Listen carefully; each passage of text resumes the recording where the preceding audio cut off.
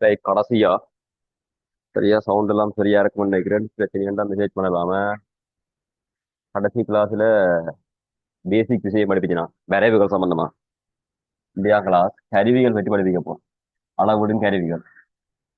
அளவிடும் கருவிகள் இல்லை, நாங்க பார்க்க வேண்டிய பிரதானமான 4 கருவிகள் இருக்கு. குயிக்கா ரிவிஷன் பண்ணி தான் அடுத்த கிளாஸ்ல கேள்வி செய்வேன். அந்த ரிவிஷன் பண்ற விஷயத்த நீங்க எல்லாம் நோட் பண்ணி கொண்டீங்கன்னா சரி. சரியா வளமையா உங்களோட வளமையான கொப்பியில ரிவிஷன் பண்ற விஷயம் சார்ந்து நோட் பண்ண வேணும். இப்ப நாங்க பார்க்க வேண்டிய கருவிகள் என்னென்ன கருவிகள் இருக்குன்னு சொன்னா, ஒன்று மீட்டர் கோல். இந்த மீட்டர் கோல் அடிப்படையாக வைத்துக் கொண்டுதான் எல்லா கருவியும் உருவாக்கப்படுது. இப்ப நாங்க முதலாவதா கதைக்க வேண்டிய விஷயம் மீட்டர் கோல். ரெண்டாவதா கதைக்க வேண்டிய விஷயம் வேர்னியர் இடிக்குமானி. ரைட். ரெண்டாவதா கதைக்க வேண்டிய விஷயம் வேர்னியர் இடிக்குமானி. இப்போ வேர்னியர் இடுக்கி என்ன மாதிரி போட்டுக்கொள்றேன், வேர்னியர் இடிக்குமானி. மூன்றாவதா கதைக்க வேண்டிய விஷயம் நுண்மானி திரு கணிச்சி. சரி, எங்க சிலபஸ்ல இருக்கிற 3வது கருவி நுண்மானி திரு கணிச்சி. 3வது கருவி நுண்மானி திரு கணிச்சி. நுண்மானி திரு கணிச்சி. 4வது கோலமானி. 4வது அளவிடும் கருவி கோலமானி. 5வது அளவிடும் கருவி நகரும் நுணுக்கு காட்டி. நகரும் நுணுக்கு காட்டி. நகரும் நுணுக்கு காட்டி. ரைட். வளமையா அளவிடும் கருவி என்று சொன்னா இதுகள் மட்டும்தான் அளவிடும் கருவி வேண்டி இல்லை. இதை விட திணி வளர்க்கறதுக்கு கருவி இருக்குது. அதே மாதிரி வெப்பநிலை அளக்கிறதுக்கு கருவி இருக்குது. மின்னோட்டத்தை அளக்கிறதுக்கு கருவி இருக்குது. அழுத்த வேறுபாட்டு அளக்கிறதுக்கு எல்லாம் கருவி இருக்குது. நான் வளமையா அளவீடுகளுக்காக பயன்படுத்துற கருவி எல்லாமே அளவிடும் கருவி தான். இதுல கிடக்கிற எவ்வளவு கருவியும் என்ன இருக்கும்னா நீளத்தை அளக்கிறதுக்கான கருவி. சரியா, நீளங்கள் அளக்கிறதுக்குரிய கருவி. இந்த கருவிகள் என்னத்துக்காக இந்த பாடத்துல சேர்க்கப்பட்டிருக்கண்டா, பௌதிகத்தில் இருக்கிற சகல பிராக்டிக்கலுக்கும் எங்களுக்கு இந்த கருவிகளை யூஸ் பண்ண வேண்டியிருக்கும். அந்த பிராக்டிக்கல் செய்யறதுக்கு இந்த கருவிகள் உங்களுக்கு தெரிஞ்சாதான் அந்த பிராக்டிக்கலை நீங்க என்ன செய்யலாம், அந்த பிராக்டிக்கலுக்கு எந்த கருவியை தகுந்தவாறு பயன்படுத்தலாம் உனக்கு தெரிஞ்சிருக்கும். அப்ப அதை வச்சுக்கொண்டுதான் கேள்வி வெறும் விளக்கமா. அப்ப உதாரணமா ஒரு சுரமானி கம்பின்ற விட்ட வளர்க்கணுமா இருந்தா அதுக்கு எந்த கருவியை திறப்பட்ட கருவியில எந்த கருவியை நீ பயன்படுத்தணும்னு தெரியவும்.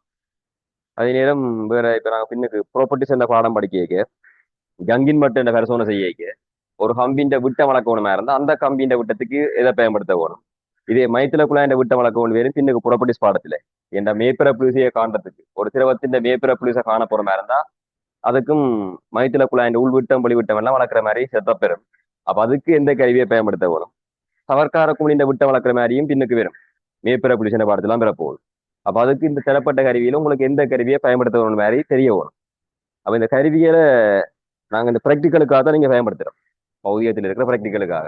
ஆனா வளமையா அன்றாட வாழ்க்கையில எங்க பயன்படுத்தப்படும்னா சும்மா அங்கே இந்த நீளத்தை அளக்கிறதுக்குரிய கருவிகள் இந்த வேர்னியர் நுண்மானி திரு கணிச்சி எல்லாம் அங்கே மெக்கானிக் களவழியே. இப்ப மோட்டர் பைக் கார்கள் தயாரிக்கிற அந்த களவழியே அந்த வாகனங்களுக்குரிய பார்ட் தயாரிக்க அது என்ன சைஸ்ல உருவாக்கப்படணும். அது நட்டா இருந்தான்னு, ஒரு சின்ன ஒரு தகடா இருந்தான்னு, ஒரு சின்ன கம்பியா இருந்தாலும் அது என்ன சைஸ், சின்ன சின்ன சைஸ் எல்லாம் உருவாகிக்க அந்த அளவீடுகள் பிசகப்படாது. ஏன்னா கொஞ்சம் கொஞ்சம் அளவீடு பிசைனாலும் வாகனத்தின் ஷேப் மாறும். வாகனம் மூளைக்கு கலண்டு விழுந்தாலும் பெரிய பிரச்சனை வரும். அப்ப அங்கதான் அந்த கருவிகள் பயன்படுத்தப்படுது. இங்க பிசிக்ஸ்ல பொறுத்த மட்டும் பிராக்டிக்கலுக்காக பயன்படுத்தப்படும். பிராக்டிக்கல் செய்யறதுக்கு இந்த உழவு கருவியிலையும் எந்த கருவியை பயன்படுத்தணும்னு உங்களுக்கு தெரிஞ்சிருக்கணும். வளமையா ஒரு கருவிக்குரிய இழிவெண்ணிக்கை லீஸ் கவுண்ட் என்ன மாதிரி சொல்றது, நாங்க குறியீட்டுல எல்சி என்ன மாதிரி கேட்கலாம். ஒரு கருவிக்குரிய இழிவெண்ணிக்கை என்னவா இருக்குமாண்டா அந்த கருவியால அளக்கக்கூடிய ஆகவும் குறைஞ்ச வாசிப்பு மிகச் சிறிய வாசிப்பை தான் அந்த கருவியின் இழிவெண்ணிக்கை என்ன மாதிரி கேட்கிறது. ஒரு கருவியில அந்த இழிவெண்ணிக்கை முழுகன் மடங்குள்ள பெருமானங்களை தான் என்ன செய்யலாம்னா அளக்கக்கூடிய மாதிரி இருக்கும். ஒரு கருவியில அந்த இழிவெண்ணிக்கை முழுகன் மடங்குள்ள பெருமானங்களை மட்டும்தான் அளக்கலாம். இழிவெண்ணிக்கை முழுகன் மடங்கு இல்லாத பெருமானத்தை அளக்கலான மாதிரி தான் கேட்போம். உதாரணமா மீட்டர் கோளுக்குரிய இழிவெண்ணிக்கை என்னவா இருக்குமாண்டா 1 மில்லிமீட்டர். மீட்டர் கோளுக்குரிய இழிவெண்ணிக்கை 1 மில்லிமீட்டர். அப்ப மீட்டர் கோளில 1 மில்லிமீட்டர் முழுவன் மடங்குள்ள வாசிப்புகளை தான் அளக்கலாம். அந்த மாதிரி தான் பௌதிகத்தின் எடுக்கணும். இப்ப ஒரு பொருளின் வாசிப்பு 5.5 மில்லிமீட்டரா இருந்தா அந்த 5.5 மில்லிமீட்டரை மீட்டர் கோளால அளக்கலாது. ஏண்டா அது 5.5 அளக்கலான்னு சொன்னா நாங்க அந்த திருத்தமான பெருமானம் 5.5 சொல்லிடாது. ஏன்னா அது 5வது கோடு இருந்தா அடுத்த கோடு 6வது கோடு தான் இருக்கும். அப்ப நாங்க அதை என்ன செய்யலாம்னு சொன்னா 5 மில்லிமீட்டர் அல்லது 6 மில்லிமீட்டர் என்றால் அது இந்த அளவிட்ட சொல்ல வேணும். உதாரணமா 6க்கு கிட்டே இருந்தா 6 சொல்லி விடலாம், 5க்கு கிட்டே இருந்தா 5 சொல்லி விடலாம். மற்றும்படி நாங்க 5.5 5.2 எல்லாம் கதைக்க இல்லாத அதுல. அப்ப அந்த இழிவண்ணிக்கு முழுவன் மடங்குள்ள பெருமானம் தான் ஒரு கருவியால அளக்கலாம் என்ற மாதிரி தெரிஞ்சிருக்க வேணும். அடுத்தது வேணியர் அடிக்கின்ற இழிவெண்ணிக்கை என்னவா இருக்கும்டா தசம் ஒரு மில்லிமீட்டர். வேணியர் அடிக்கக்கூடிய இழிவெண்ணிக்கை தசம் ஒரு மில்லிமீட்டர். நுண்மானை திரு கணிக்கக்கூடிய இழிவெண்ணிக்கை என்னவா இருக்கும்டா அது இன்னும் குறைவா இருக்கும், சைவரசம் சைவர் ஒரு மில்லிமீட்டர். நுண்மானி திரு கணிக்கின்ற இழிவெண்ணிக்கை சைவரசம் சைவர் ஒரு மில்லிமீட்டர். கோலமானியா இருந்தாலும் അതിന്റെ இழிவெண்ணிக்கை சைவரசம் சைவர் ஒரு மில்லிமீட்டரா தான் இருக்கும் கோலமானிக்கும். நகர்நுணவு காட்டிக்கும் சைவரசம் சைவர் ஒரு மில்லிமீட்டர் தான் என்னவா இருக்கும்டா நகர்நுணவு காட்டிக்கூடிய இழிவெண்ணிக்கையும் சைவரசம் சைவர் ஒன்று தான் അതിന്റെ இழிவெண்ணிக்கை. ரைட். இப்ப கருவிகள் வந்து உங்களுக்கு பெரும்பாலும் ஆரம்பத்திலேயே பெரும்பாலும் படிச்ச பாடம் பண்றதால இந்த பாடத்தை நான் குயிக்கா படிப்பிச்சிருவேன். ஆஹ் ஆகலும் அந்த மினக்கட்டு செய்ய படிப்பிக்க வேண்டிய அதாவது வந்து மெக்கானிக்ஸ் பாடம் மாதிரி மினக்கட்டு தேவை இல்லைன்னா ஒரு பாடம் தெரியாத ஆக்களும் இருக்குமென்றதுக்காக அந்த பாடத்தையும் படிப்பிச்சு கொண்டுதான் போறேன். இந்த எல்லாருக்கும் தெரியுமென்ற மாதிரி நான் உங்களுக்கு படிப்பிக்க வலிக்கிட்டா என்ன பிரச்சனை வருமெண்டா தெரியாத ஆக்களுக்கு அந்த பாடம் தெரியாம இருந்துடும். உங்களுக்கு எல்லாருக்குமே எல்லா விஷயமும் தெரியாண்டு யோசிச்சு கொண்டு நான் படிப்பிக்க வலிக்கிட்டா தான் எல்லாரையும் கவனிக்கக்கூடிய மாதிரி இருக்கும். அதால அப்ப சில இடத்துல கருவியல் படிப்பிக்காம மெக்கானிக்கே போயிடலாம். ஆனா சில பிள்ளைகளுக்கு அது விளங்காது. அதால கருவியலையும் ஃபுல்லா ரிவிஷன் பண்ணி விடுவோம். உனக்கு தெரிஞ்சாலும் எல்லா விஷயத்தையும் திருப்பி ஞாபகப்படுத்திக் கொள். சரியா, என்ன மறந்து போயிருக்கும் சில விஷயம். அப்ப எல்லா விஷயத்தையும் திருப்பி ஒருக்க ஞாபகப்படுத்துற மாதிரி இருக்கும், ரிவிஷன் பண்ற மாதிரி இருக்கும், எல்லாம் படிச்சு கொள்ளுவோம். அடுத்த விஷயம் பார்ப்போம். இப்ப ஒரு கருவியில வரக்கூடிய வலுவிண்ட பெருமானத்தை ஒரு விளக்கமாக. இப்ப நான் இதுல ஒரு மீட்டர் கோளுடைய படம் கீறேன்னா மீட்டர் கோளுக்குரிய படம். இப்ப மீட்டர் கோளுக்குரிய படத்தை கீறிட்டு அந்த மீட்டர் கோளால வார வாசிப்பு நான் அளக்க போறேன்னா இருந்தா இது மீட்டர் கோளில் இருக்கிற பூச்சிய மண்ட கோடு 1 மில்லிமீட்டர், 2 மில்லிமீட்டர், 3 மில்லிமீட்டர், 4 மில்லிமீட்டர், 5வது கோடு கொஞ்சம் பெருசா போடப்பட்டிருக்கு பழமையான மீட்டர் கோடுல. இப்ப இந்த மீட்டர் கோடுனா ஒரு பொருளுண்ட வாசி பழக்க போறனா இருந்தா இந்த பூச்சியத்துல தொடங்கி ஒரு இடையில இந்த பொருள் வந்து இப்படி ஒரு இடையில ஒரு இடையே நிக்குது, இந்த மாதிரி நிக்குது. ஒரு பென்சிலுண்ட வாசிப்பு தான் நடக்க போறனா இருந்தா அந்த பென்சில் வந்து இந்த மாதிரி இடையில நிக்குது. 2க்கும் 3க்கும் இடையில நிக்குது. 2வது கோட்டுக்கும் 3வது கோட்டுக்கும் இடையில நிக்குது. அப்ப இதுன்ற வாசிப்பின் பிரமாணம் நீ எவ்வளவு சொல்லணுமா இருந்தா 2ன்னு சொல்லலாம், 3 சொல்லலாம். ஆனா உண்மையும்படி 3க்கு கிட்ட நின்றா நீ 3 மில்லிமீட்டர் வளமையா எல்லாரும் காய்க்கணும். அதுதான் வளமையான முறை. 2க்கு கிட்ட நின்றா 2 காய்க்கலாம். ஆனா 2ம் 3ன்னு சொல்லலாம் தான் பௌதியத்தின் முறை என்ற விளக்கம். 2.5 2.8 எல்லாம் கதைக்கலாம். சரியா, 2.8 எல்லாம் கதைக்கலாம். 2 சொன்னா பிராக்கெட்டுக்கு என்ன செய்யறேன்னு சொன்னா சகவோசாய 1 மில்லிமீட்டர் இந்த மாதிரி போடுவோம். ஏன்னா ஒன்று கூடலாம் குறையலாம், அதன் இழிவெண்ணிக்கையை தான் அப்படி போடுறது. என்ன விளக்கத்துக்காக அப்படி அந்த இழிவெண்ணிக்கையை போடுறேன்டா இப்ப நாங்க இந்த பெருமானம் 2 மில்லிமீட்டர் என்று சொல்லி இருந்தா இந்த 2க்கு பின்னுக்கு வர அவ்வளவு பெருமானமும் என்னமா இருக்குமெண்டா இங்க அளக்கப்பட்ட வலுவா இருக்கும். இங்க இருக்கிற வலு 2க்கு பின்னுக்கு வர அவ்வளவு பெருமானம் இங்க இருக்கிற வலுவா இருக்கும். 2 என்று சொல்லி இருந்தா 3 என்று சொல்லப்பட்டிருக்கு சொல்லி இருந்தா இந்த கொஞ்ச பெருமானம் இந்த 3க்கு இடையில ஒரு கொஞ்ச பெருமானம் இந்த பெஞ்சில இல்ல. அப்ப அதுல வர அந்த பெருமானம் என்னவா இருக்கும், இங்க வர வலுவா இருக்கும். 3 சொல்லி இருந்தா அந்த 3லும் பார்க்க எவ்வளவு குறைவா இருக்கோ அது அங்க வர வலு. அப்ப ஒரு கருவியால வரக்கூடிய உயர் வலுவுன்ற வருமானம்டா எவ்வளவு வருமென்று உங்களை கேட்ட என்ன சொல்லுவாய்? ஒரு கருவியால வரக்கூடிய உயர் வலுவுக்குரிய வருமானம் எவ்வளவுன்னு கேட்டா அந்த கருவியின் இழிவன்னிக்கு என்ன வருமானமா தான் இருக்கு. ஏனென்றா இப்ப நீங்க 2 மில்லிமீட்டர் சொன்னா அங்கால கொஞ்சம் நீண்டு இருக்கிற வருமானம் தான் வாழு. 3 சொன்னா எவ்வளவு இல்லாம போயிருக்குதோ அது வாழு. அப்ப இது 2க்கு கிட்ட நல்லா 3க்கு கிட்ட போய் நிக்குது. 2ல இருந்து 3க்கு கிட்ட போய் நிக்குதா இருந்தா வரக்கூடிய வாழு சைவரசம் 9 சொல்லிக்கொண்டே போகலாம். அதாவது வந்து வரக்கூடிய உச்ச வலுவென்று கேட்டா 2ல இருந்து 3ல கொஞ்சம் தான் முன்னுக்கு நிக்குது. 3 மில்லிமீட்டர் கோட்டுக்கு கொஞ்சம் தான் முன்னுக்கு நிக்குதா இருந்தா அந்த வலுவிண்ட வருமானத்தை சைவரசம் 9 சொல்லிக்கிட்டே போனா அப்படி சொல்லவாம மேக்சிமம் வலு 1 மில்லிமீட்டர் என்று சொல்லி விடலாம் இங்க மீட்டர் கோடு. அப்ப ஒரு கருவியால வரக்கூடிய உயர் வலுவிண்ட பெருமானம் என்னவா இருக்கும்னா அந்த கருவியின் இழிவெண்ணிக்கை. ஒரு கருவியால வரக்கூடிய உச்ச வலுவிண்ட பெருமானம் அந்த கருவியின் இழிவெண்ணிக்கை. அந்த வலுவைத்தான் இந்த பௌதிகத்துல கலைக்கப்படுது தனி வலு என்று மாதிரி சொல்லப்படுது. ரைட், அந்த வலுவிண்ட பெருமானம் தான் சொல்லப்படுது தனி வலு. ஒரு கருவியால வரக்கூடிய உச்ச வலுவிண்ட பெருமானம் தான் இங்க கலைக்கப்படுது தனி வலு என்ற மாதிரி சொல்லப்படுது. அப்ப மீட்டர் கோளுக்குரிய அந்த வலுவிண்ட பெருமானம் எவ்வளவா இருக்க மாட்டா 1 மில்லிமீட்டர். அப்ப வேணி அடுக்கி காய்ச்சா தசம் 1 மில்லிமீட்டர், நுண்மானத்திற்கு கணிச்சு காய்ச்சா சைவரசம் சைவர் 1 மில்லிமீட்டர் அந்த மாதிரி காய்க்கலாம். ஒரு கருவியால வரக்கூடிய உச்ச வலுவிண்ட பெருமானம் தான் தனி வலு. அது அந்த கருவியின் இழிவெண்ணிக்கு சமனா இருக்கு.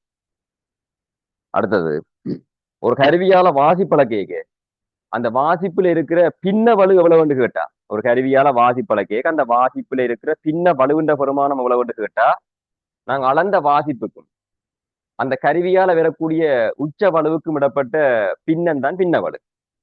அப்படியா இருந்த ஒரு கருவியில வரக்கூடிய பின்ன வலுவிண்ட பெருமானம் ஒரு கருவியில இருக்கிற பின்ன வலுவிண்ட பெருமானம் எவ்வளவா இருக்கும்னு கேட்டா அந்த கருவியின் இழிவெண்ணிக்கையின் கீழ் வாசிப்பு என்ற பெருமானம் தான் என்னவா இருக்கும்னா அந்த கருவியின் பின்ன வலுவா இருக்கும். இழிவெண்ணிக்கையின் கீழ் வாசிப்பு என்ற பெருமானம் தான் அந்த கருவிக்குரிய பின்ன வலுவா இருக்கும்.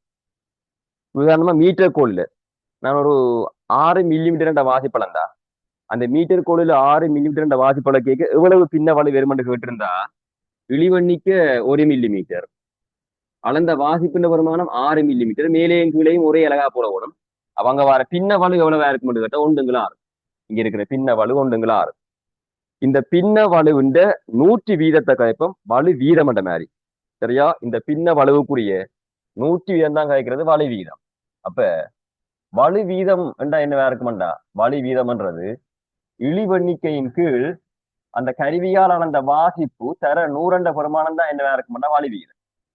இழிவெண்ணிக்கையின் கீழ் வாசிப்பு தர 100 பெருமானம் அந்த கருவியால் அளக்கப்பட்ட வலு வீதத்துக்கான பெருமானமா இருக்கும். இப்ப நான் இந்த மீட்டர் கோளில் அளந்த இந்த பெருமானத்துக்குரிய வலு வீதம் எவ்வளவு என்று கேட்டா இழிவெண்ணிக்கின்ற பெருமானம் மீட்டர் கோளுக்கு 1 மில்லிமீட்டர் வாசிப்பின் பெருமானம் வளர்ந்திருக்கிறோம் 6 மில்லிமீட்டர். அப்ப வலு வீதம் எவ்வளவு காரணம் தர 100 இருக்கவும். அப்ப இந்த பெருமானத்தை நாங்க சுருக்கினா இதுக்குரிய வலு வீத பெருமானம் எவ்வளவு வரும் 6 100 பட்டினா 50/3 மாதிரி வரும். அப்ப சுருக்கி விட்டா இது நம்ம ஒரு முறை சரி அங்கால 2 மிச்சம் 3618 மிச்சம் 2 மிச்சம் 3618 16.66 வீதம் என்ற மாதிரி வரும் இந்த வலு வீதம்.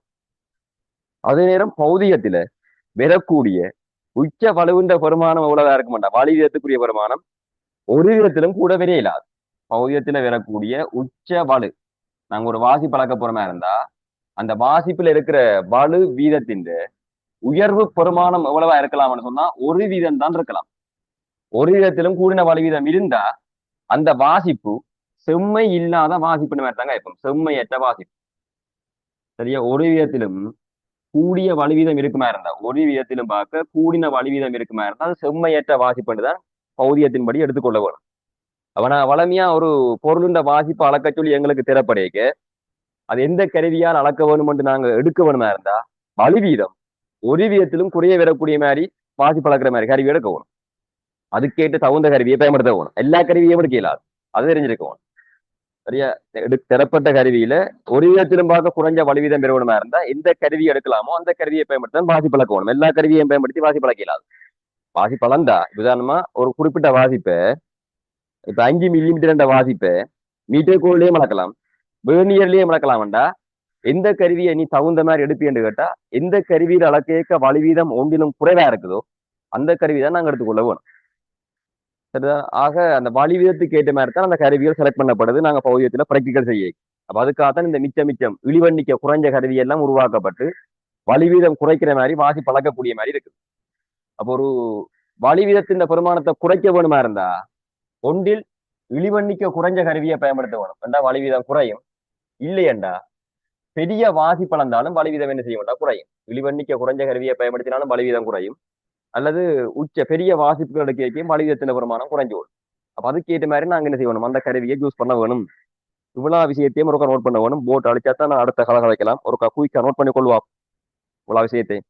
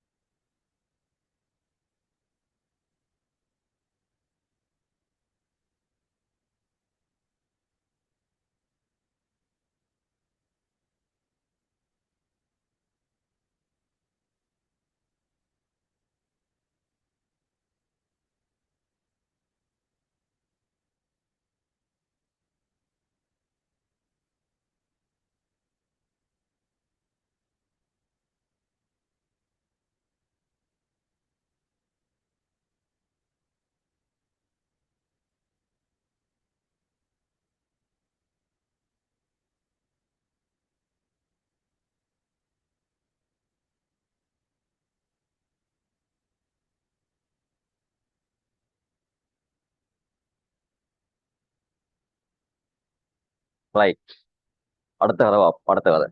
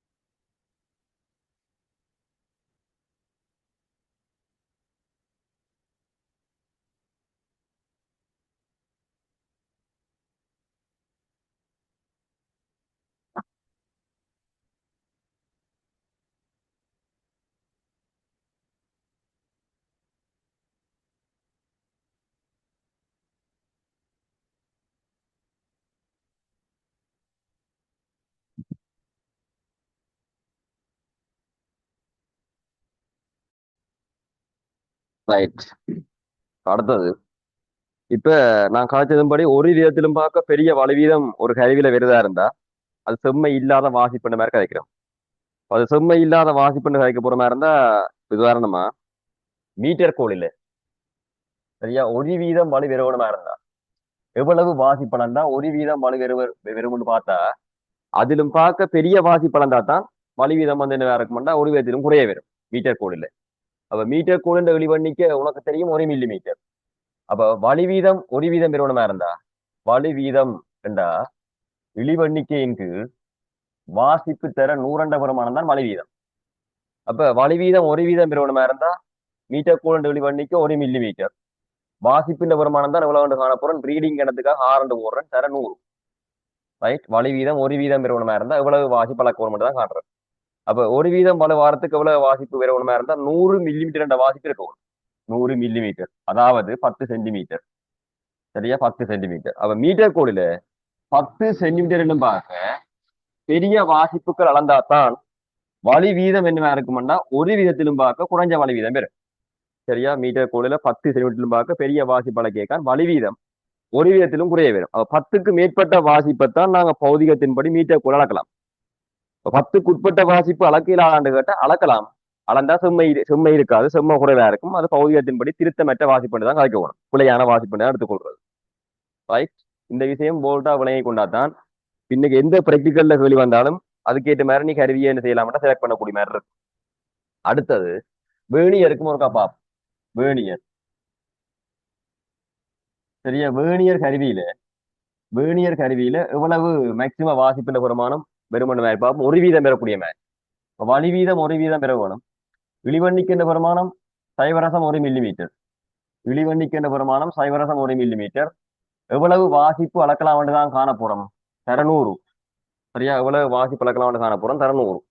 அப்ப சசம் 1 மில்லிமீட்டர் குறுக்க பெருக்கினா வாசிப்பு பிரமாணம் 10 மில்லிமீட்டர் என்ற மாதிரி வரும். ரைட். ஆற குறுக்க வரைக்கும் இதுல வர சைவரம் சைவரம் பட்டுப்படும் 10 மில்லிமீட்டர் அதாவது 1 சென்டிமீட்டர் என்ற மாதிரி வரும். 1 சென்டிமீட்டர்.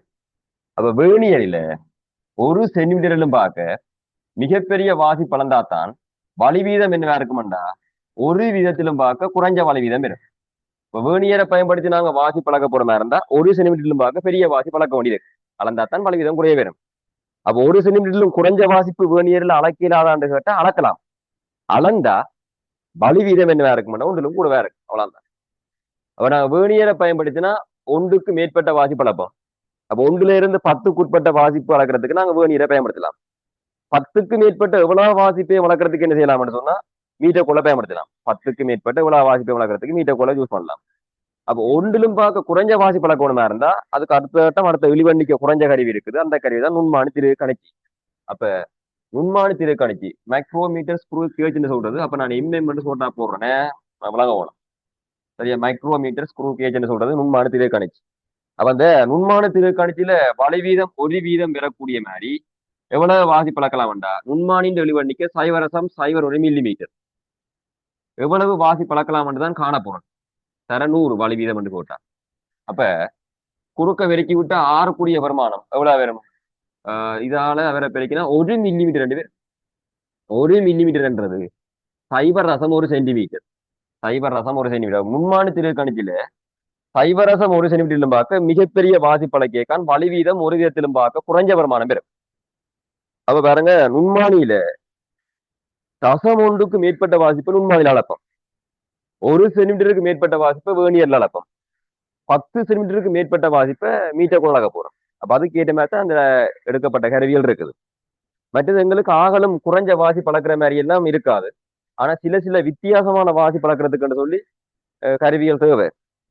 இப்ப நுண்மானி எடுத்தாலும் கோணமானி எடுத்தாலும் நகர் நுணுக்காட்டி எடுத்தாலும் ஒளிவண்டிக்க சைவரசம் சேவனோடு தான். அப்ப அதுக்கு அடுத்த கட்ட ஒளிவண்டிக்க குறைஞ்ச மாதிரி அவைக்கு இல்லை உருவாக்கலாம். ஆனா அப்படி இல்லை. அப்ப அடுத்த கட்டம் கோணமானி நகர் நுணுக்காட்டி ஏன் எங்களுக்கு அந்த பகுதியத்துல படிப்பிக்கப்படுதுன்னு சொன்னா உருவாக்கப்பட்டிருக்குன்னு சொன்னா திறப்பட்டிருக்குன்னு சொன்னா இப்ப சில வாசிப்பை வந்து நுண்மானியால் அளக்கில்லாத சில வாசிப்பை கோலமானியால் அளக்கலாம். கோலமானியால நுண்மானியால வேற கருவியால் அளக்கில்லாத சில வாசிப்பை நகர் நுணுக்காட்டினால் அளக்கலாம்.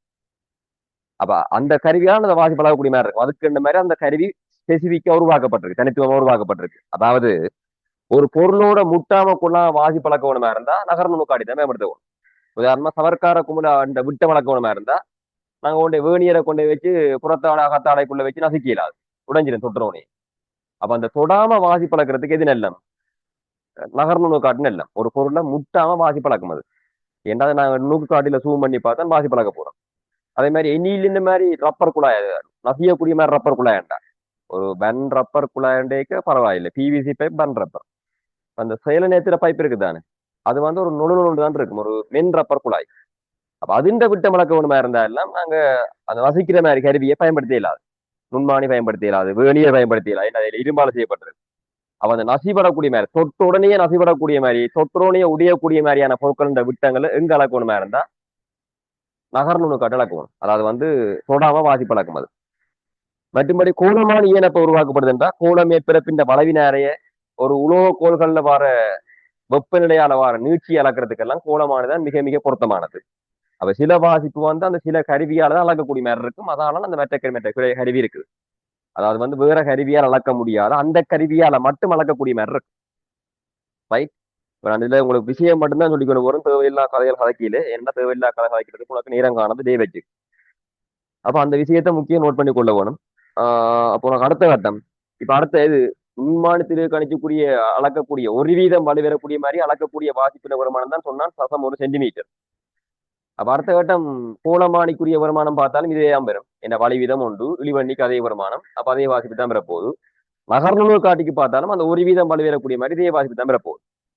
ஆக அப்ப தசம் ஒன்றிலும் பார்க்க பெரிய வாசி பழக்கணுமா இருந்தா நாங்க முன்மானியம் எடுக்கலாம், கோலமானியம் எடுக்கலாம், நகர்நூல் காட்டியும் எடுக்கலாம். ஆனா அந்த திறப்பட்ட பொருளுக்கு ஏற்ற மாதிரி எந்த கருவி என்ற மாதிரி நீ தான் செலக்ட் பண்ண வேணும். வேறமா சவர்க்கார குமிழ் விட்ட வளர்க்க போறியா இருந்தா எது எடுக்கணும்? நகர்நூல் காட்டி இழக்கணும். கோலமே பிறப்பின் வளர்ந்து எடுக்கணும் வேற எது எடுக்கணும்? கோலமான எடுக்கணும். அதுக்கு ஏற்ற மாதிரி திறப்பட்ட பொருளை வச்சு கொண்டு தான் நீ கருவியையும் செலக்ட் பண்ண வேணும். அப்ப ஒரு வேணியரை பொறுத்த மட்டும் 10 சென்டிமீட்டர்ல பார்க்க ஆகலும் பெரிய வாசிப்பு வந்து வேணியரில் இருக்காது. வேணியரில் ஏன் இருக்கான்னு சொன்னா 10லும் பார்க்க பெரிய வாசிப்பு எங்க அளக்கலாம்? மீட்டர் அளக்கலாம். 10லும் பார்க்க மிகப்பெரிய வாசிப்புடைய வேணியர் வந்து எங்களுக்கு தேவைப்படாது. இரண்டாவதுக்கு தான் மீட்டர் கோல் இருக்குது. 10க்குட்பட்ட வாசி பழக்கத்தான் இது இருக்குது, வேணியர் இருக்குது. அப்ப வேணியரில் அளக்கக்கூடிய ஆகலும் உயர்வு பெருமானம் மேக்சிமம் வாசிப்பு எவ்வளவு கேட்டா 10. ஆனா உண்மையிலேயே லேபில் 12 சென்டிமீட்டர் மட்டுமே இருக்கு மட்டும் அந்த உயர்வு பெருமானம் இருக்கு. இந்த மட்டும் 10ஓட முடிக்காம கொஞ்சம் கூடுதலா முடிச்சிருக்கும். 12 சென்டிமீட்டர் மட்டும் வேணியர்ல வாசி பழக்கலாம். 12ல மேற்பட்ட வேணியர் ஒன்று இருக்காது. இப்போ 100 சென்டிமீட்டர் வாசி பழக்கக்கூடிய மாதிரி வேணியரை தயாரிச்சு விட்டா அது மிகப்பெரிய சைஸா போயிடும். மிகப்பெரிய சைஸா போனா இப்ப வந்து நான் கையில தூக்கி வச்சலாம் இயலாது. 5-6 பேர் தூக்கி வச்சுதான் வாசி பழக்க வேண்டியிருக்கும். கூடாளி மாதிரி தோல்லாம் கொண்டு போகணும். அப்படி ஒரு பெருமானம் இருக்காது. ஏனென்றா உங்களுக்கு விளங்க வேணும் 10லும் மேற்பட்ட வாசி பழக்கத்தான் மீட்டர் கோல் இருக்குது. அப்ப அதனால வேணியர் அவ்வளவு பெருசா உருவாக்க வேண்டிய தேவையும் இல்லை. அதே மாதிரி இது வேணியருக்கு சொன்னான வேணியர் இது மீட்டர் கோல் வேணியர் வேணியர்ல அளக்கக்கூடிய ஆகலும் பெரிய வாசிப்புன்னா 12 சென்டிமீட்டர். அதிலும் பார்க்க பெரிய வாசிப்பு அளக்கிறேன்னு சொன்னா மீட்டர் கோலை பயன்படுத்தலாம்.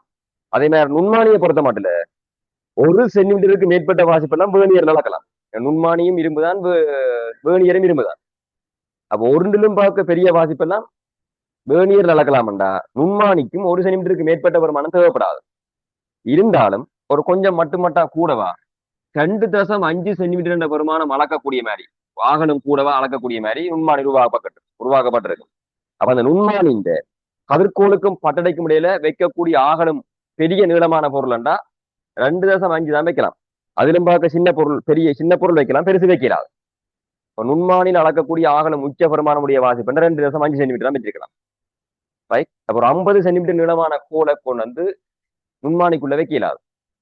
சரியா? 2.5க்கு மேல இருந்தாலே வைக்கலாது. கதிர்கோளுக்கும் பட்டடைக்கும் இடையில. ஏனென்றா 1 சென்டிமீட்டருக்கு மேற்பட்ட வாசி பழக்கார் இருக்குது வேணியர். அதால நுண்மானி அவ்வளவு பெரிய சைஸா உருவாக்கப்படாது. நுண்மானியை நீங்க நோமலா கைக்கு எடுத்து அந்த ஜூவண்ட புயத்தை கைக்குள்ளே வச்சு பொத்தக்கூடிய மாதிரி தான் இருக்கு நுண்மானி. அப்ப இந்த மாதிரி தான் அந்த கருவிகள் உருவாக்கப்பட்டிருக்குது. ரைட். இந்த கருவிகள்ல நாங்க அளக்கேக்க வரக்கூடிய வழுக்கள், இந்த கருவிகள்ல நாங்க அளக்கேக்க வரக்கூடிய வழுக்கள் என்றா என்னென்ன வழுக்கள் வரலாம் என்று பார்ப்போம்.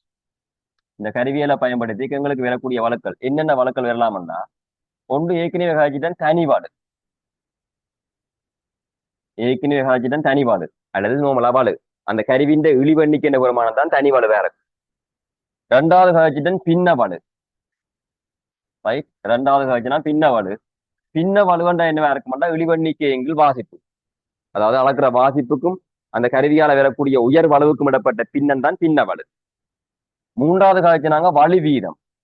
மூன்றாவது, சரியா, மூன்றாவது காய்ச்சி கொண்டாங்க வலு வீதம். வலு வீதம்ன்றது பின்ன வலுவின்ற 100 வீத பெருமானம் தான் வலு வீதம். இழிவெண்ணிக்கை எங்கில் வாசிப்பு தர 100 தான் வலு வீதம். அடுத்தது நாலாவது இன்னும் ஒரு வலு காய்க்க போறோம். என்ன வலுன்னு சொன்னா முறைமை வலு. முறைமை வலு நாலாவது கலைக்கிற விஷயம் வந்து முறைமை வலு. முறைமை வலுன்னு சொன்னா கருவியில ஏற்கனவே இருக்கிற பிள்ளையால வார வலுதான் முறைமை வலு. சிஸ்டமேட்டிக் மாதிரி சொல்றது.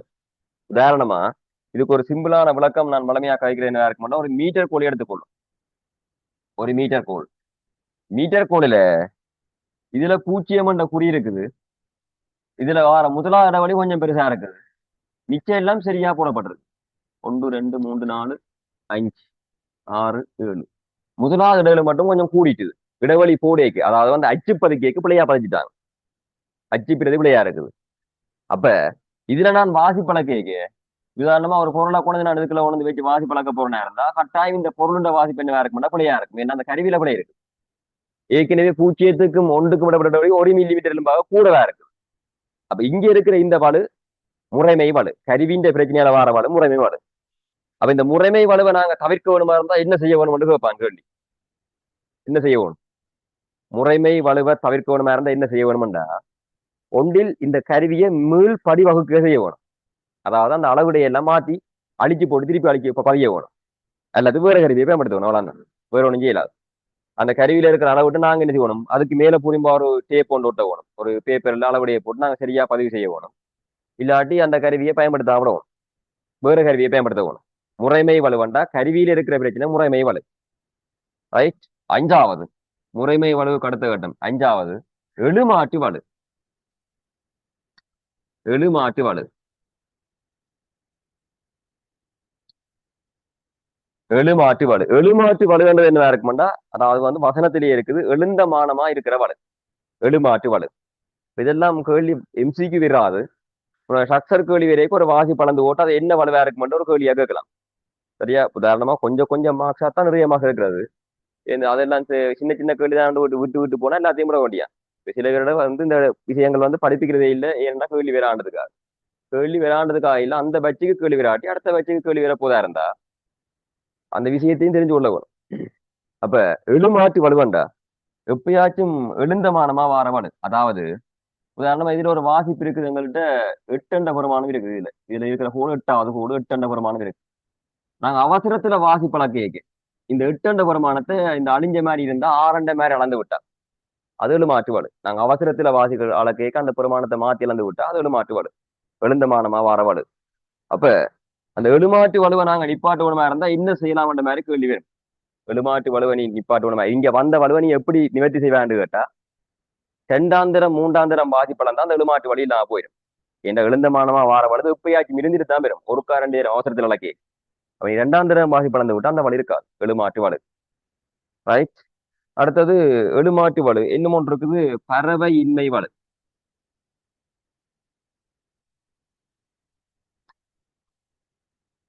பறவை இன்மை வலு. இது கண் வைக்கிற பிரச்சனையால வார வலு. அதாவது கண் மட்டம் நீ வைக்கிற அந்த வாசிப்பழ கேட்க சரியான இடத்துல கண் இல்லையா இருந்தா சில அளவு சாடிக்குள்ள வாசிப்பழ கேட்க அந்த கண் மட்டம் அந்த நீர்ப்புறை ரூக்கு நேர் இருக்கும். அப்படி சரியான இடத்துல நீங்க கண் வைக்க வாசிப்பழ காட்டி பல வரும். உதாரணமா வேற எங்க வருமாண்டா இந்த எழுமாட்டு வலு, சாரி பறவையின்மை வலு. பின்னுக்கு அந்த ஒரு பிராக்டிக்கலுக்கும் இந்த வழக்கல் வரும். மைத்திர எழுத காணைக்க நீத்திர புரித காணைக்க மைத்திர குழாய்க்குள்ள நீர் ஏறி இருக்கிற உயரத்துல அந்த புரையீர் கொண்டு வரும். அந்த புரையீர் இருக்கிற இடத்துலயே கண் மட்டத்தை வச்சு பார்த்தா தான் அந்த வாசிப்பு சரியா வரும். பின் பாடத்துல புறப்பட்டு சென்ற பாடத்துல மேற்பெற புலிசை என்ற பாடத்துல மேற்பெற புலிசை காண்றதுக்கு மைத்திரழுக எடுப்போம். அந்த மைத்திரழுக எடுக்கிறதுக்கு வந்து மைத்திர குழாய்க்கு ஏறின நீரின் உயரம் அளக்க வேண்டி வரும். அந்த உயரம் அளக்க நான் கண் வந்து அந்த நீர் மட்டத்துக்கு நேரியே இருக்கணும். இருந்தா அந்த பறவையின்மை வலுவிராது. நீர் மட்டத்திலும் பார்க்க நான் கீழே கண்ணை வச்சு வாசி பழந்திருந்தேன். இந்த சின்ன சின்ன உயரம் தான் அளக்க போறோம். அதெல்லாம் சரியா இருந்தா அந்த சின்ன சின்ன வாசிப்பெல்லாம் வலி இல்லாம வரும். அந்த டைம்ல வைக்கிற கண் வந்து பிள்ளையான இடத்துல கண் இருக்குமா இருந்தா அது பறவையின்மை வரும். முதல் இந்த ஆரம்பத்துல நுண்மானி கருவி வழக்கைக்கு மற்றது வேணியர் கலைக்கு அந்த வலை எல்லாம் வராது. பின் பாடங்கள்ல பிராக்டிக்கல் செய்ய அந்த வலு வரும். அப்ப அதையெல்லாம் முன்னுக்கே படிப்பிச்சு விடுறது. ஏனண்டா கேள்வி வரைக்கும் எல்லாம் சேர்த்து தம்பி எல்லாம் படிப்பிச்சா போறாது.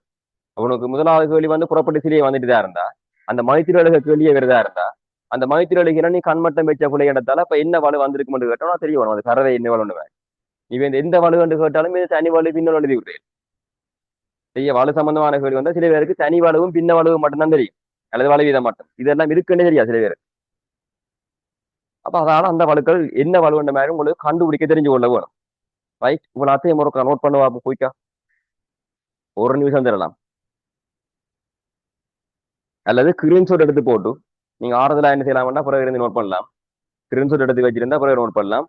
இப்ப அதுக்குள்ள எழுதி கொள்ள இல்லை எழுதி கொள்ளலாம்.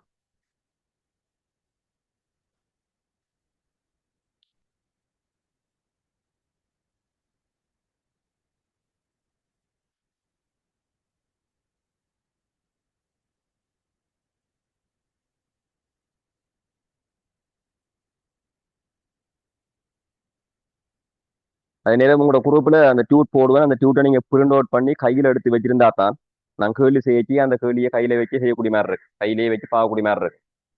சரியா, போன்லயே டியூட்டை வச்சு பாக்குறதுல பார்க்க அந்த டியூட்டை நீங்க பிரிண்ட் அவுட் பண்ணி கையில எடுத்து வச்சிருக்கணும். ஏன்னா உங்களுக்கு நான் கொண்டது சாரத்துக்கெல்லாம் வெளிமாட்டில இருந்து படிக்கிறாயா அப்ப கொண்டது சாரத்துக்கு வசதி இருக்காது. நீங்க இங்க பக்கத்துல இங்க பிரிண்டர்ஸ் இருக்கும். அந்த பிரிண்டர்ஸ்ல வளமையா என்ன செய்யலாம், அதை பிரிண்ட் அவுட் பண்ணி கையில் எடுத்து வச்சிருக்கோம். கையில் எடுத்து வச்சிருந்தா தான் சொல்ல சொல்ல அந்த டியூட்லயே நோட் பண்ணி கொண்டு போகலாம் விஷயத்தை.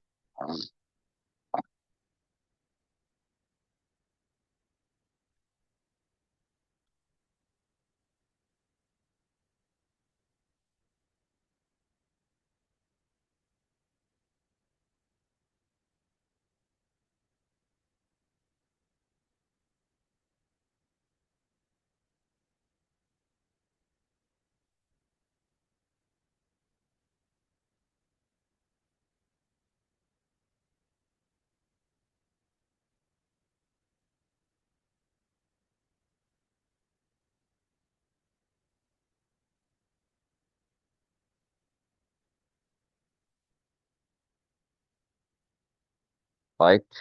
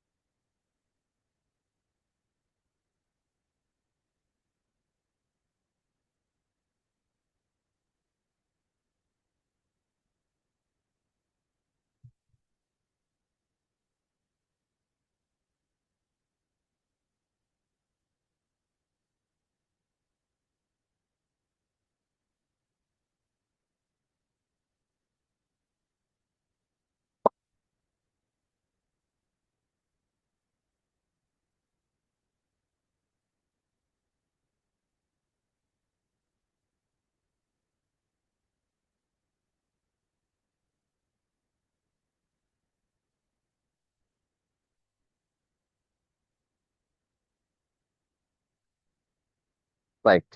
அடுத்தது ஒரு வேணியர்ல எப்படி வாசிப்பு எடுக்கிற மாதிரியும் எப்படி அதுல வெளிவண்டிக்க காண்ற மாதிரியும் பார்ப்போம். வேணியர்ல வேணியர்ல வளமையா ரெண்டு அளவுடை இருக்கும். வேணியர்ல வளமையா ரெண்டு அளவுடை இருக்கும். ஒரு அளவுடைய பிரதான அளவுடைய எண்ண மாதிரியும் மற்ற அளவுடைய வேணியர் அளவுடைய எண்ண மாதிரியும் கேட்போம். ரெண்டு சாடையும் பொருந்தி இருக்கேங்க. அதாவது வந்து பிரதான அளவுடையில ரெண்டு சாடையும் பொருந்தி இருக்கேங்க. ரெண்டு வாசிப்பும் என்ன ரெண்டுண்டையும் பூச்சியம் என்ன இருக்கும்னா சரியா பொருந்திருக்கு. சரியா, நான் எடுக்கிற மேல இருக்கிற அளவிட வந்து பிரதான அளவிட மெயின் ஸ்கேல்ன்றதுக்காக எம்எஸ் ஊறன், கீழே இருக்கிற அளவிட வேர்னியர் ஸ்கேல்ன்றதுக்காக விஎஸ் ஊறன், வேர்னியர் அளவிட. வளமையா ஆரம்பத்தில் ரெண்டு தாடைகளும் முட்டியிருந்தா புறத்தாடை அகத்தாடையில இருந்து எல்லாமே பொருந்தி இருக்குதா இருந்தா, அந்த தாடைகளுக்கு இடையில எந்த ஒரு பொருளும் இல்லையா இருந்தா ரெண்டு பூச்சியும் பொருந்தப்பட்டிருக்கும். அந்த சூட்டுல படம் இருக்கும். வேணியற்ற படத்தை எடுத்து பார்த்துக்கோ. இந்த பிரதான பிரிவுல வர முதலாவது கோடு 1 மில்லிமீட்டரா இருக்கு. 1 மில்லிமீட்டர், 2 மில்லிமீட்டர், 3 மில்லிமீட்டர், 4 மில்லிமீட்டர், 5, அஞ்சாவது கொஞ்சம் பெருசா இருக்கு, 6, 7, 8, 9. இது 10வது கோடு. அந்த 10வது கோட்டுல ஒன்று போட்டிருப்பான். அந்த ஒன்று போடுறது என்ன இருக்க மாட்டா 1 சென்டிமீட்டர், 10 மில்லிமீட்டர். உங்களுக்கு விளங்க வேணும், 1 சென்டிமீட்டர்ன்றது 10 மில்லிமீட்டருக்கு சமம். சரியா? தெரியாட்டி தெரிஞ்சுக்கணும். 1 சென்டிமீட்டர்ன்றது 10 மில்லிமீட்டர். அங்கால தொடர்ச்சியா கோடு போகும். நான் அதோட முடிச்சிட்டேன். வேணியரை பொறுத்த மட்டும் இதுல இருக்கிற முதலாவது கோடு ஒரு கோடு என்ன இருக்க மாட்டா முன்னுக்கு வரக்கூடிய கொஞ்ச தூரம் முன்னுக்கு வந்தால் அந்த முதலாவது கோடு இருக்கு. அது இவ்வளவு தூரமா இருக்க மாட்டா தசம் 1 மில்லிமீட்டரா இருக்கு. இதுல வர முதலாவது கோடு கொஞ்சம் முன்னுக்கு இருக்குமா தசம் 1 மில்லிமீட்டர். அப்ப இதிலும் பார்க்க இது தசம் 1 மில்லிமீட்டர் முன்னுக்கு இருந்தா இந்த வேணியற்ற பூஜ்ஜியத்துக்கும் வேணியற்ற கோட்டுக்கும் இடப்பட்ட இடைவெளி என்னவா இருக்கும்னா தசம் 9 மில்லிமீட்டர். அப்ப அந்த வேணியர்ல இருக்கிற ஒவ்வொரு பிரிவும் தசம் 9 மில்லிமீட்டரா இருக்கக்கூடிய மேத்தன் உருவாக்கப்பட்டிருக்கு. அப்ப இது தசம் 9 மில்லிமீட்டரா இருந்தா அடுத்ததும் தசம் 9 எல்லாம் வரும் அடுத்த கோடு. அப்ப இந்த 2வது கோட்ல இருந்து எவ்வளவு தூரம் முன்னுக்கு வரும்? இது முதலாவது கூட தசம் 9 மில்லிமீட்டரா இருந்தா 2வது கோட்ல இருந்து எவ்வளவு தூரம் முன்னுக்கு வரும் கேட்டா இதுக்குள்ள தசம் 1 போயிட்டு இதுல இருந்து இன்னும் அடுத்த கோட்ல இருந்து தசம் 8 வரணும். 2வது கோட்ல இருந்து தசம் 2 மில்லிமீட்டர் முன்னுக்கு வரும். இனி அடுத்த 3வது கோட்ல இருந்து இது பிரதான பிரிவின் 3வது கோட்ல இருந்து தசம் 3 மில்லிமீட்டர் முன்னுக்கு வரும். அடுத்த தசம் 4 முன்னுக்கு வரும். அடுத்த தசம் 5 முன்னுக்கு வரும், நடுவுல வரும். அடுத்த தசம் 6 முன்னுக்கு வரும். தசம் 7, தசம் 8, தசம் 9, தசம் 10 1 மில்லிமீட்டர் முன்னுக்கு வந்து 9வது கோட்டோட பொருந்தக்கூடிய மாதிரி இருக்கும். இந்த வேணியர் 10வது கோடு. சரியா? வேணியர் 10வது கோடு அந்த 9வது பொருந்தக்கூடிய மாதிரி இருக்கும். இதான் பழமையா லேப்ல இருக்கிற வேணியருக்குரிய செட்டப். ரெண்டா இவருக்குள்ள இருக்கிற 10 கோடு இவர் இவர் இது வேணியர்ல இருக்கிற 10 கோடு பிரதான பிரிவின் 9 கோட்டோட பொருந்தக்கூடிய மாதிரி அட்ஜஸ்ட் பண்ணப்பட்டிருக்கு, உருவாக்கப்பட்டிருக்கு. வேணியரால மட்டும் அளக்கக்கூடிய மிக குறைஞ்ச வாசிப்பு எவ்வளவு கேட்டா தசம் 9 மில்லிமீட்டர். பிரதான பிரிவால மட்டும் அளக்கக்கூடிய மிக குறைஞ்ச வாசிப்பு எவ்வளவு கேட்டா 1 மில்லிமீட்டர். 2 அளவுடையும் சேர்த்து அளக்கக்கூடிய மிக குறைஞ்ச வாசிப்பு தான் தசம் 1 மில்லிமீட்டர். ஏன்டா இதுல 1ல இருந்து இந்த தசம் 9 கழிக்க வரட வழி. அதாவது இந்த டைம்ல 0 பொருந்திருக்கும், 9 10 பொருந்திருக்கும். இந்த வேணியரை கொஞ்சம் நான் அங்கால மூவ் பண்ண வலப்பக்கம் மூவ் பண்ணினா இந்த முதலாவது கோடு இந்த முதலாவது கோடோட பொருந்திருந்தா வேற எந்த ஒரு கோடும் பொருந்தி வராது. சரியா? இந்த வேணியற்ற பிரிவை நான் கொஞ்சம் வலப்பக்கம் மூவ் பண்ணி விட்டா வேணியற்ற முதலாவது கோடும் பிரதான பிரிவின் முதலாவது கோடும் பொருந்திருந்தா இந்த 0 இந்த 0ல இருந்து தசம் 1 முன்னுக்கு இறங்கிடும். அப்ப எல்லாமே தசம் 1 இறங்கின மாதிரி போயிடும். இதுவும் இறங்கி அங்கால வந்துடும், இது இறங்கி இங்கால வரும். அப்ப எந்த ஒரு கோடும் பொருந்தாம ஒரு கோடு தான் பொருந்தும் வேணியர் கொஞ்சம் இறங்கினா கூடி. அப்ப வேணியற்ற முதலாவது கோட்டோட பொருந்திருந்தா எவ்வளவு வாசிப்புன்னு சொன்னா இந்த 0ல இருந்து இந்த 0த்துக்கு இடப்பட்ட இடைவெளி தசம் 1 மில்லிமீட்டரா இருக்கும். நான் சொல்றதை கட் பண்ணி யோசிச்சு பாருங்க, விளக்கமா இருக்கும். அப்ப வேணியற்ற 2வது கோடோட பொருந்திருந்தா இந்த முதலாவது கோடு ஏற்கனவே பொருந்திருக்கு, இப்ப கொஞ்சம் இறங்கி இங்கால வந்துடும். இப்ப வேணியற்ற 2வது கோட்டோட பொருந்திருந்தா பிரதான பிரிவின் 0த்துக்கும் வேணியற்ற 0த்துக்கும் இடப்பட்ட இடைவெளி தசம் 2 மில்லிமீட்டர் ஆயிடும். ஏன்னா இவர் இறக்கி வரைக்கும் தசம் 2 தான் பொருந்தி வரும். அப்ப 3வது கோடு பொருந்திருந்தா அதே மாதிரி தசம் 3 மில்லிமீட்டர். அவர் வேணியர்ல வாசிப்பழக்க போறமா இருந்தா பிரதான பிரிவின் 0த்துக்கும் வேணியற்ற 0த்துக்கும் இடப்பட்ட இடைவெளி தான் வாசிப்பு. ஏன்டா ஏற்கனவே 2 பேரும் பொருந்திருப்பினோம். நான் தாரைகளுக்கு இடையில கொண்டு பொருளை வச்சா அந்த பொருளின் சைஸுக்கு ஏற்ற மாதிரி வேணியற்ற 0 அளக்கப்பட்டு போக போகுது. அப்ப அந்த வேணியற்ற 0 பிரதான பிரிவின் 0ல இருந்து எவ்வளவு தூரம் இறங்கப்பட்டு நிக்குதோ அவனால தான் வாசிப்பு. அப்ப அந்த வாசிப்பு எப்படி அளக்கலாம்னு பார்த்தா சரி இப்ப இந்த பாடமாக எழுதாம பாடலாம். வேணியற்ற 0த்துக்கும் பிரதான பிரிவின் 0த்துக்கும் இடப்பட்ட அந்த இடைவெளி தான் என்ன இருக்கும், அந்த பொருளுக்கான வாசிப்பா இருக்கும். அது புறத்தாடைக்க பொருளை வச்சான்னு, அகத்தாடைக்க பொருளை வச்சான்னு, ஆழமளக்கும் கோல்ல பொருளை வச்சான்னு அப்படித்தான் இருக்கும் 2 0த்துக்கும் இடப்பட்ட இடைவெளி.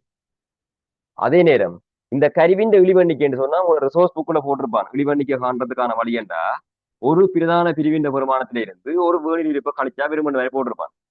ஆனா அது கொஞ்சம் மினக்கடும். இப்ப ஒரு பிரதான பிரிவின் விரிங்க எவ்வளவு 1 மில்லிமீட்டர். ஒரு வேணில் விரிவு தசம் 9 மில்லிமீட்டர். ஒரு வேணில் விரிவு இதுல வர வேணிட்டு ஒரு கோடு அவ கழிச்சா என்ன வரும்னா சைவரசம் 1 மில்லிமீட்டர் வரும்.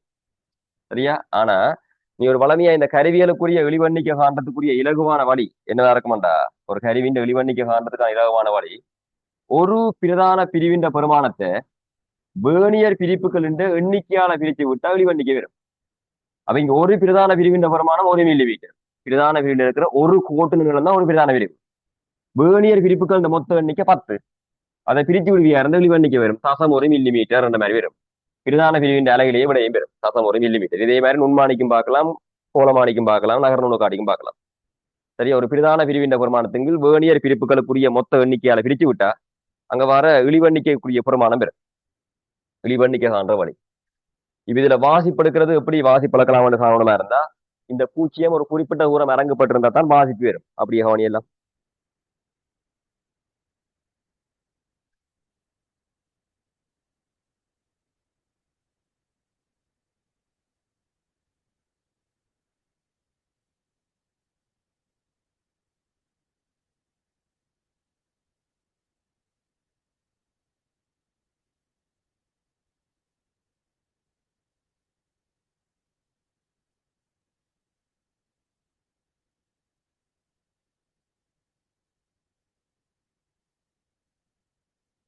இது வேணியருக்குரிய அளவோட கீழே போடுறத மேல இருக்கிறதா பிரதான பிரிவுக்குரிய அளவோட கீழே இருக்கிறது வேணியருக்கான அளவோட. இது ஒன் ஏன்னா இதோ ஒரு பிரிவு தான் பொருந்தும். வேணியர் கொஞ்சம் இறக்கி வந்துட்டு தான் இருந்தா இதோ ஒரு பிரிவு தான் பொருந்தும் வேணியர் இல்லை. ஒன்று, ரெண்டு, மூன்று, நான் இந்த நாலாவது கோடு சரியா பொருந்து இல்லை. இந்த நாலாவது கோடு பொருந்துன்றதுக்கா இந்த நாலாவது கோடு தான் பொருந்தி இருக்கு. அந்த நாலாவது கோடு பொருந்துன்றதுக்காக அதில் அம்புக்குறியை போட்டு காட்டி விடுறேன். 5, 6, 7, 8, 9, 10. இது 10 ஆகும். அதாவது வேற எந்த ஒரு பிரிவும் பொருந்தாது. வேணியர் கொஞ்சம் இறக்கப்பட்டோனே வேற எந்த ஒரு பிரிவும் பொருந்தாம தான் பெறும். வேணியர் கொஞ்சம் இறக்கப்பட்டாலே ஏதோ ஒரு கோடு தான் பொருந்தும். ஆரம்பத்துல 0, 0 பொருந்திருக்கும், 9, 10 பொருந்திருக்கும். வேணியருக்கு இடையில நாங்க சாடைக்கிடையில ஒரு பொருளை வச்சா ஏதோ ஒரு பிரிவு தான் பொருந்தும், வேற ஒண்ணும் பொருந்தாது. அப்ப இதுல வாசி பழக்கிற முறை என்ன, 2 பூஜ்ஜியத்துக்கும் இடப்பட்ட இந்த இடைவெளி, அந்த இடைவெளியை நான் போட்டு கொள்றேன் ரீடிங் கண்டதுக்காக ஆரண்டு போடுறேன். வேணியற்ற பூஜ்ஜியத்துக்கும் பிரதான பிரிவின் பூஜ்ஜியத்துக்கும் இடப்பட்ட இந்த இடைவெளி தான் வாசிப்பு. ரெண்டு பேர்ட்ட பூஜ்ஜியத்துக்கும் இடப்பட்ட இடைவெளி தான் வாசிப்பா இருந்தா அந்த வாசிப்பு எப்படி எடுக்கலாம்டா, அந்த வாசிப்பின் பிரமாணம் எப்படி காணலாம்டா, இதுல இருந்து இவ்வளவு தூரம் எங்களுக்கு தெரியும் நேரடியா. ஏன்டா இது அப்படி 4 கோடு வந்தா 4 மில்லிமீட்டர். அப்போ இதுல சாரி இவ்வளவு தூரம் 3 மில்லிமீட்டர்.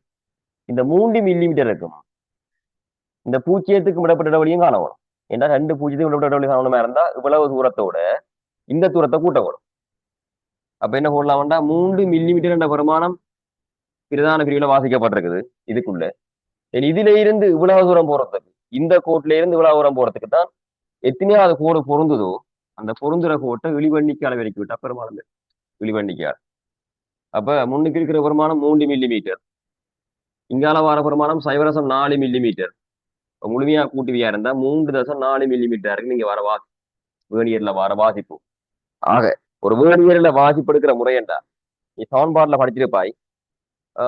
வேணியற்ற பூஜ்ஜியம் எத்தனையாவது பிரதான விரிவா கடந்திருக்குன்னு வேற போட்டிருப்போம். உதாரணமா 3க்கு 4க்கு இடையில இருந்தா 3வது விரிவா கடந்திருக்கு வேணியற்ற பூஜ்ஜியம்.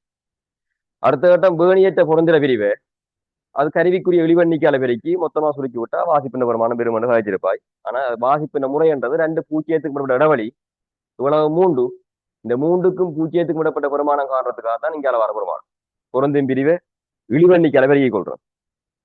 சரியா, அப்ப இந்த வேணியற்ற பூஜ்ஜியம் இந்த 3 மில்லிமீட்டர் கோடோட பொருந்த வேணுமா இருந்தா எவ்வளவு தூரம் இடப்பக்கம் நகர்த்த வேணும் என்று கேட்டா என்ன விட சொல்லுவாய், 4 மில்லிமீட்டர்.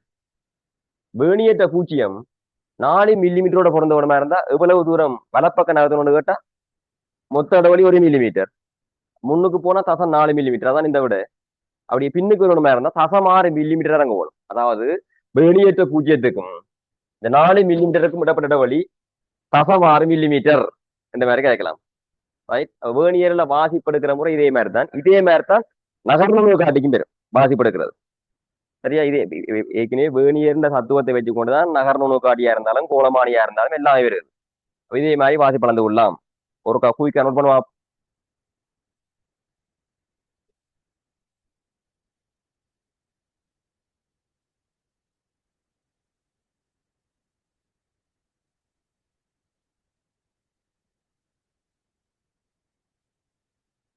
இன்னும் ஒரு வாசிப்பு உனக்கு தாரன், அந்த வாசிப்பின் பிரமாணத்தை விடைய போடுவாப்பு செய்து முடிச்சா.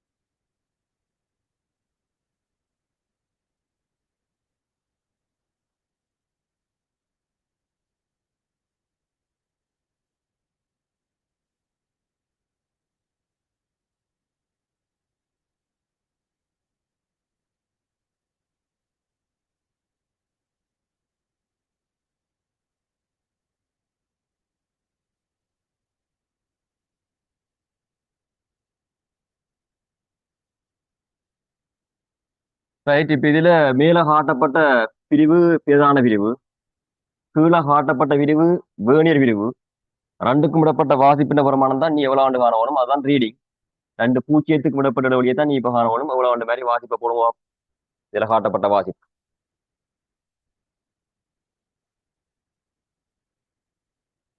ரெண்டுக்கும் விடப்பட்ட இடைவெளியை காணணும். அப்ப அதுல பொருந்தின விரிவு இதுல காட்டப்பட்ட குணக்கு எவ்வளவுனா 1 2 3 4 5வது விரிவு பொருந்தி இருக்குது.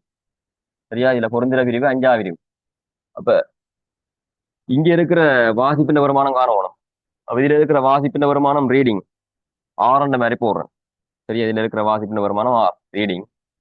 எத்தனையாவது பிரிவா கடந்திருக்கா? 1 2 3 4க்கும் 5க்கும் இடையில பூஜ்ஜியம் இருந்தா 4 மில்லிமீட்டர் கூட போகணும்.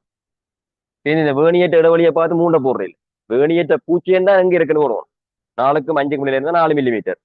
ஆக பொருந்திர விரிவு 5வது கோடு பொருந்தது வேணியேற்ற. வேணியேற்ற பொருந்திரை தான் போடணும். இந்த பிரதான விரிவின் பொருந்திரை போடுறேன். வேணியேற்ற பொருந்திர விரிவு கருவின் வெளிவண்ணிக்க தசம் 1 மில்லிமீட்டர் அளவு இருக்கும். ஓகே. அப்ப 4 மில்லிமீட்டரோட கூட்ட வேணும் 0.5 மில்லிமீட்டரை கூட்ட வேணும். அப்ப எவ்வளவு வாசிப்பு? 4.5 மில்லிமீட்டரா இருக்கும் இந்த படத்துல காட்டப்பட்ட வாசிப்பு.